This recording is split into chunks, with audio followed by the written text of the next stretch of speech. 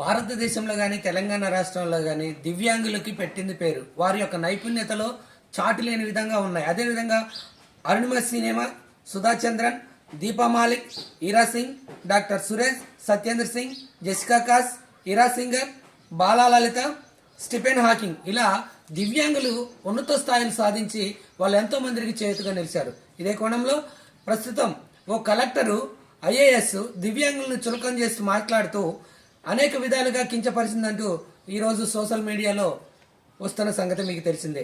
ఈ విధంగా అందంగా ఉన్న వాళ్లే కలెక్టర్లుగా, ఐఏఎస్లుగా, ఐపీఎస్లుగా ఉండాలని చెప్పేసి ఏమో పిలుపునివ్వడంలో ఆంతర్యం ఏమిటి? ఇలా దివ్యాంగులందరూ కూడా కలిసికట్టుగా పోరాడుతున్నారు. ఒక బక్కా జెర్సన్ లాంటి వాళ్ళు కేసులు కూడా నమోదు చేయడం జరిగింది. దివ్యాంగుల్ని కించపరిచిన, అవమానపరిచిన కేసులు నమోదు చేయండి అంటూ చట్టాలు ఉన్నాయి. ఈ విధంగా ఐఏఎస్ పై, స్మితా సబర్వాల్ పై కేసులు నమోదు చేయాలని